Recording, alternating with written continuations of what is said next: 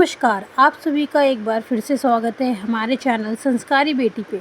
ओम नमः शिवाय, हर हर महादेव। आज हम सुनेंगे रवि प्रदोष व्रत की कथा। पौराणिक कथा के अनुसार एक समय की बात है, किसी गांव में एक गरीब ब्राह्मण परिवार रहता था। ब्राह्मण की पत्नी प्रदोष के व्रत का नियम पूर्वक पालन पूर्ति करती थी। एक समय ब्राह्मण का पुत्र गंगा स्नान करने के लिए गांव से बाहर गया। दुर्भाग्यवश मार्ग में चोरों ने उसे घेर लिया और कहने लगे, हम तुम्हें मारेंगे नहीं, हमें तुम्हारे पिता के गुप्त धन के बारे में बतला दो। तो ब्राह्मण पुत्र ने उन्हें समझाया कि मैं गरीब हूँ और हमारे पास कोई भी गुप्त धन नहीं है। तब चोरों ने उससे कहा, अच्छा तो तुम्हारी इस पोटली में क्या बंधा है? तुमने अपनी पोटली में क्या बांध रखा है? तब उस ब्राह्मण पुत्र ने निसंकोच होकर कहा कि इस पोटली में रोटियां बनी हैं, जो रोटियां मेरी माँ ने मुझे खाने के लिए दी हैं। यह सब बात सुनकर चोरों ने कहा, चलो साथियों, यह तो खुद ही बहुत दुखी मनुष्य है, हम किसी और को लूटने चलते हैं। यह बात कहकर लुटेरे वहां से चले गए। चोरों से बचने के बाद तब ब्राह्मण पुत्र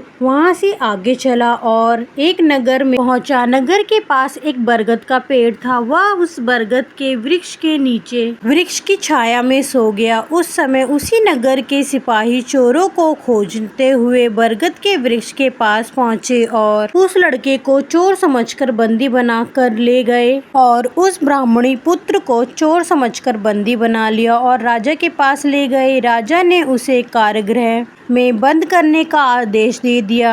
राजा ने ब्राह्मण पुत्र की बात सुने बिना उसे सजा सुना दी और न जानने की कोशिश की कि वह चोर है कि निर्दोष। जब बहुत दिन हो गए तो ब्राह्मणी का पुत्र जब घर नहीं लौटा तो उसे अपने पुत्र की बहुत ही चिंता हुई। अगले दिन प्रदोष का व्रत था। ब्राह्मणी ने प्रदोष व्रत किया और भोलेनाथ से और मन ही मन अपने पुत्र की कुशलता की प्रार्थना करने लगी। भगवान शंकर ने उस ब्राह्मणी की प्रार्थना सुन ली और उसी रात भोलेनाथ ने उस राजा को स्वप्न में आदेश दिया कि वह बालक चोर नहीं है, उसे प्रातःकाल छोड़ दें, अन्यथा तुम्हारा राज्य वैभव सब नष्ट हो जाएगा। प्रातःकाल राजा ने शिवजी की आज्ञा सुनकर उस बालक को कारागृह से मुक्त करने का आदेश दिया। राजा के आदेश पर सिपाही उस बालक को कारागृह से बाहर निकाल के ले आए और राजा के सामने प्रस्तुत किया। तब राजा ने उस बालक को अपने बारे में बताने के लिए कहा। फिर उस ब्राह्मणी बालक ने राजा को अपनी सारी बात सुना दी। सारा वृत्तांत सुनकर राजा ने सिपाहियों को उसके घर भेजा और उसके माता पिता को राज दरबार में बुलवाया। जब सिपाही घर पहुँचे तो उसके माता पिता सिपाहियों को देखकर बहुत भयभीत हो गए और जब उन्होंने यह सुना कि राजा ने उन्हें बुलवाया है तब तो वह डर ही गए। वह सोचने लगी कि ऐसा क्या हो गया है। फिर सैनिक उन्हें अपने साथ राजा के दरबार में ले गए।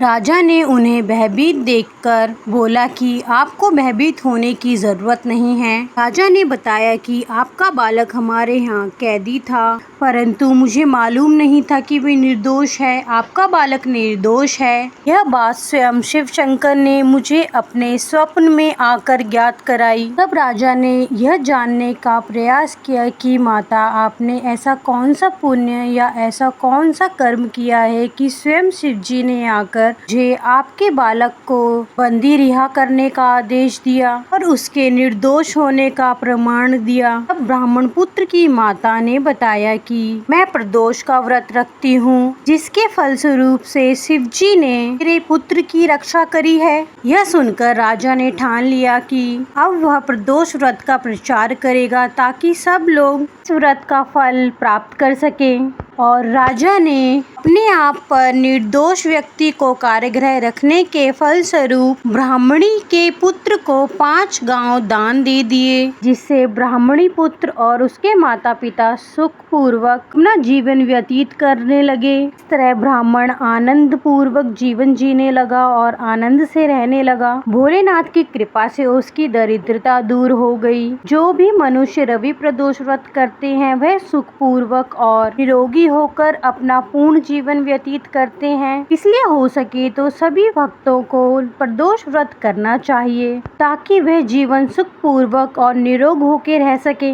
है भोलेनाथ की जय, माता पार्वती की। भगवान भोलेनाथ सभी के घर में खुशियाँ लाएं, यह हमारी मनोकामना है। आशा है कि आपको यह कथा पसंद आई होगी। आप कमेंट बॉक्स में हर हर महादेव लिखना ना भूलें और अगर आपने हमारे चैनल संस्कारी बेटी को अभी तक सब्सक्राइब नहीं किया है तो चैनल सब्सक्राइब कर लें।